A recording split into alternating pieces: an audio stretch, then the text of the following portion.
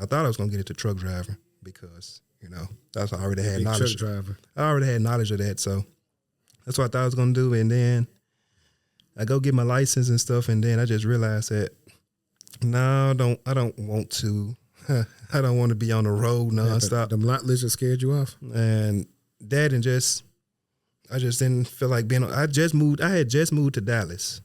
And company offered me to be on the road 3 weeks at a time and 2 days at home a month. I said, what's the purpose of me?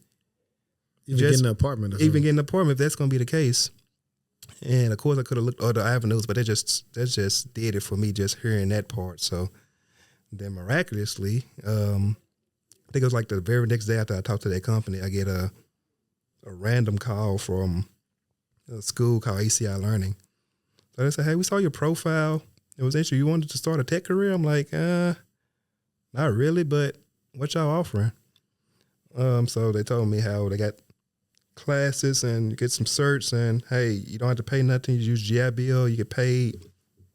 And at this time, I really wasn't doing nothing. I was still living off my, I was on, what you call that, leave, where you're not all the way out the military, but you still on leave. So that's why I was still living off of that. I'm like, you know what, I might as well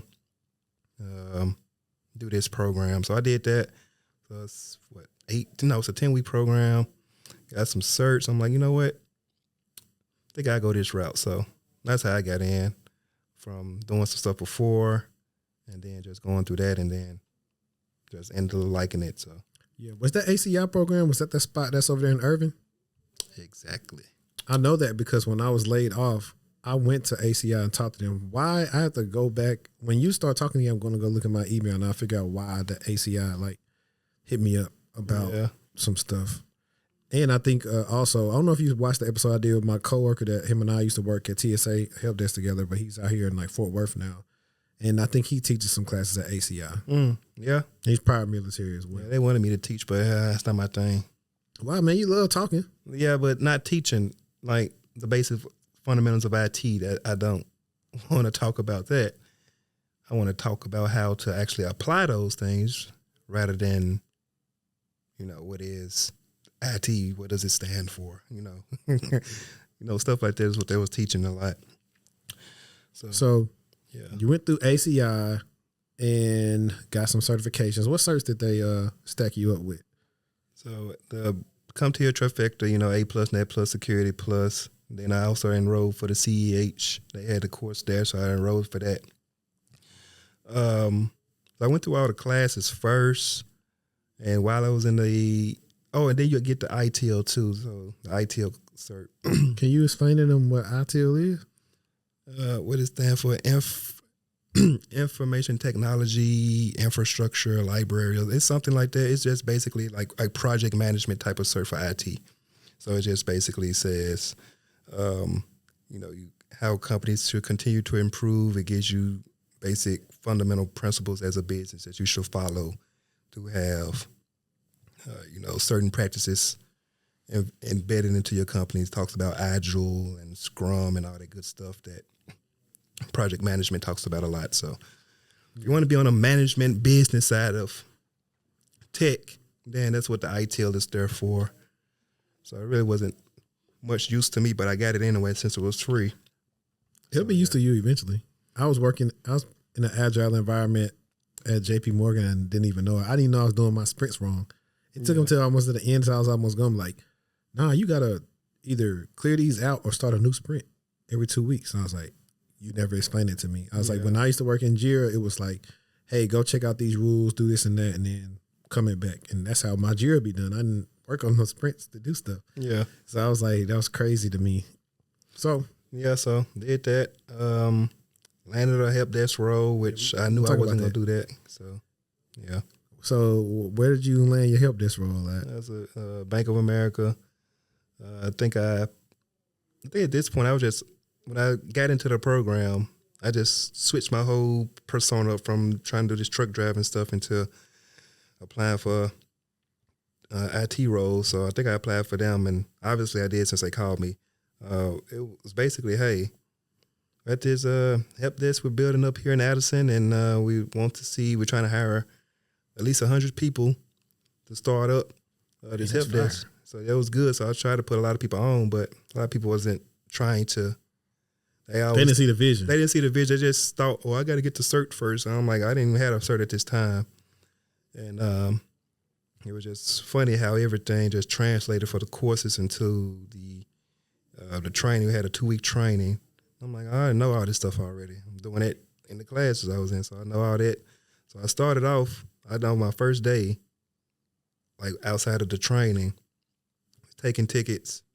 And I just had a fantastic day apparently because the site lead came over and said, man, you're killing it today. You done took 30 calls and the average resolution is under 2 minutes. What are you doing? I'm like, I mean, it's just easy stuff. Training.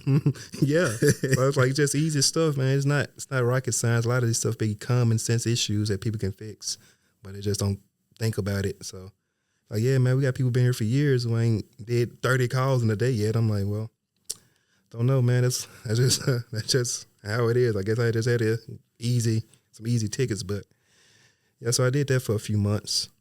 Okay. I got some more help desk questions for you. So number one, did you realize that it was a lot of us on the help desk? A lot of us.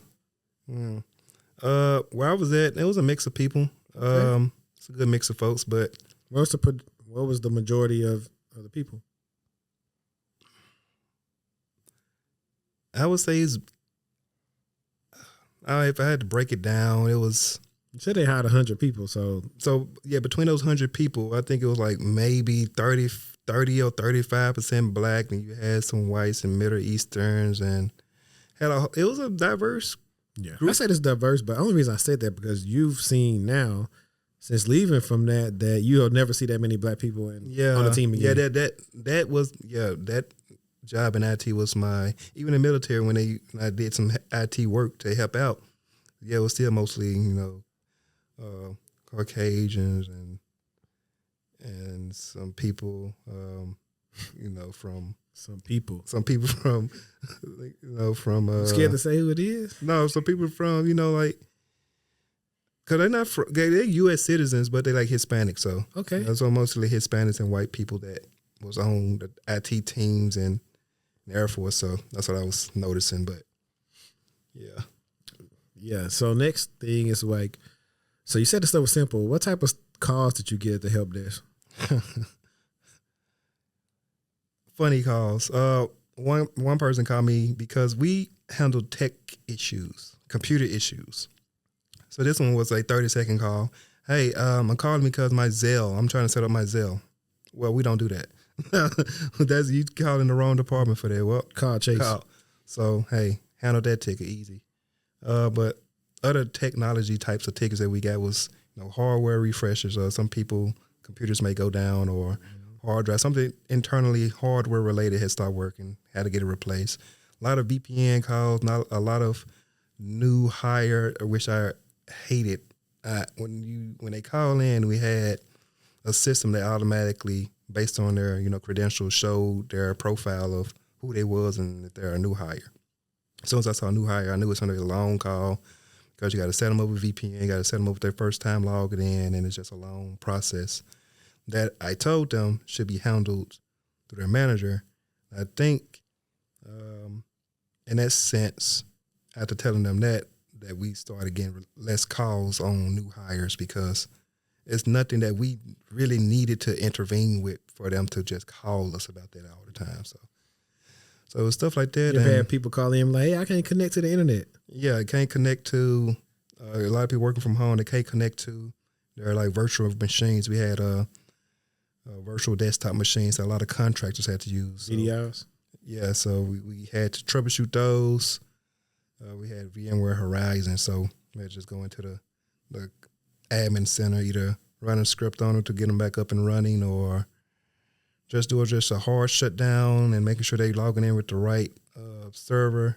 They had different locations on where people should log in based on their location. So if people clicking on the wrong one, then it won't work because you're not at that location to use that VPN to connect to that. So there was a lot of that type of troubleshooting stuff. What else? There's a whole lot of different things, man. It was a diverse help desk, so that's good.